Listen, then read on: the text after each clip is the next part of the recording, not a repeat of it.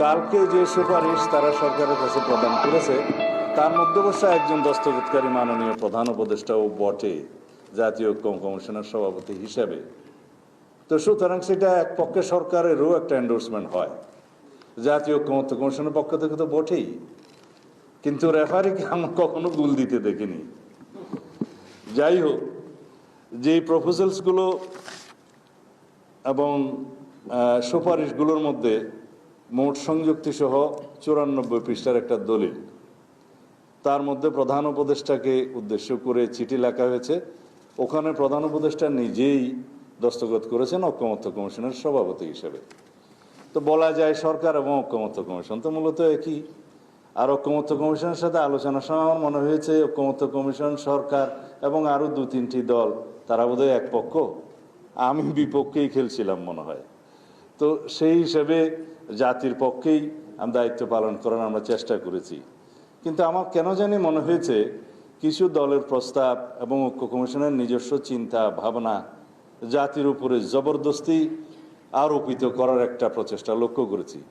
আমি আজকে এই কথাগুলো এই জন্যই বলতে বাধ্য হচ্ছি, কারণ যে দলিলটা প্রকাশিত হয়েছে সেই দলিলটা 94 পৃষ্ঠা আপনারা লক্ষ্য করে দেখবেন যে ওখানে ঐক্যমত্য কমিশনে যেভাবে ঐক্যমত্যে পৌঁছা গিয়েছে এবং যে দলিলটা 17 তারিখে অক্টোবরের পার্লামেন্টের সাউথ প্লাজায় ঐতিহাসিক অনুষ্ঠানের মাধ্যমে স্বাক্ষরিত হয়েছে, সেই দলিলটা হুবহু ওখানে নেই। শুধু আছে ঐক্যমত্য কমিশনের প্রস্তাব। রাজনৈতিক দলগুলোর যে সুপারিশ এবং ঐক্যমত্য হলো, কিভাবে হলো, নোট অফ ডিসেন্ট কোথায় কোথায় আছে, কোনো কিছুরও সেখানে উল্লেখ নেই। 48টা দফা সংবিধানের বিভিন্ন রকমের সংশোধনের প্রস্তাব সহকারে তারা আদেশ ওখানে আদেশের মধ্যে তফসিল হিসেবে সংযুক্ত করেছে, বলেছে এগুলোর উপরে গণভোট হবে।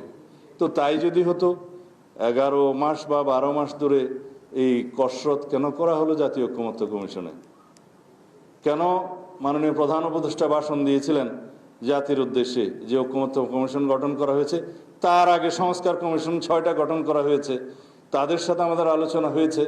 সেই আলোচনার প্রেক্ষিতে পরে সমস্ত দলের রিকমেন্ডেশনস এবং তাদের রিকমেন্ডেশন জনগণের পক্ষ থেকে যে সমস্ত প্রস্তাব এসেছে সবগুলো মিলে একটা কম্পাইলড রিপোর্ট করে তার উপরে জাতীয় ঐক্যমত্য কমিশন কথা বলেছে সমস্ত রাজনৈতিক দলের সাথে।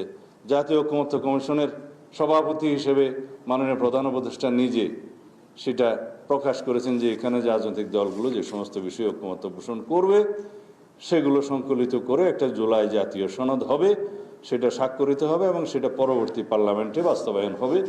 বিফোর দ্যাট যেগুলো অর্ডিন্যান্স এবং এক্সিকিউটিভ অর্ডারে বাস্তবায়ন করা সম্ভব সেগুলো সরকার করবে, এই ছিল প্রস্তাব।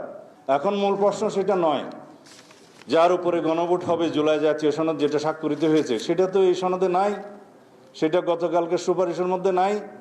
আছে হলো যে সমস্ত প্রস্তাব ঐক্যমত্য কমিশন এবং 2-1টি দল দিয়েছিল, সেই প্রস্তাবগুলো যেন ওনারা সরাসরি ওই আদেশের মধ্যে, খসড়া আদেশের মধ্যে তারা অন্তর্ভুক্ত করলো তফসিল হিসাবে।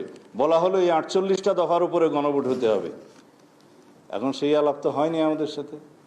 ঐক্যমত্য কমিশনে ঐক্যমত্য হয়েছে with note of dissent certain পয়েন্টসে, যে সমস্ত রাজনৈতিক দলগুলো এই সমস্ত নোট অফ ডিসেন্ট দিয়েছে সেই সমস্ত নোট অফ ডিসেন্টগুলো তারা ইশতেহারে, নির্বাচন ইশতেহারে উল্লেখ করবে। আপনারা দেখুন সেই ছাপানো বই যেটা আছে সেই ইশতেহারে উল্লেখের পরে যদি জনগণের ম্যান্ডেট প্রাপ্ত হয় সেগুলো তারা সেভাবে বাস্তবায়ন করবে। তো জাতীয় ঐক্যমত্য কমিশনের উদ্দেশ্য ছিল ঐক্যমত্য প্রতিষ্ঠা করা। এখন এখানে এসে এই অবস্থায় জাতীয় ঐক্যমত্য কমিশন যে সমস্ত প্রস্তাব দিয়েছে সেখানে শুধু জাতিতে বিভক্তি হবে, অনৈক্য হবে এবং এখানে কোনো ঐক্যমত্য হবে না। এর ভিত্তিতে তারা কি অর্জন করতে চায় আমরা জানি না। এবং যে সমস্ত প্রস্তাব নির্বাচন কমিশন থেকেও একটা অধ্যাদেশে আরপিওতে এসছে তাতেও আমরা লক্ষ্য করেছি যে উদ্দেশ্যমূলকভাবে নির্বাচন সংস্কার সংক্রান্ত কমিশনের একটি অনালোচিত প্রভিশন সেখানে অন্তর্ভুক্ত করে আরপিও অর্ডিন্যান্সটা পাশ হয়েছে, সেটা এখন অর্ডিন্যান্স হওয়ার অপেক্ষায় আছে। যেমন জোটভুক্ত যে কোনো রাজনৈতিক দল তাদের স্বাধীনতা ছিল নিজস্ব প্রতীকে অথবা জোটের যে কোনো প্রতীকে নির্বাচন করতে পারবে।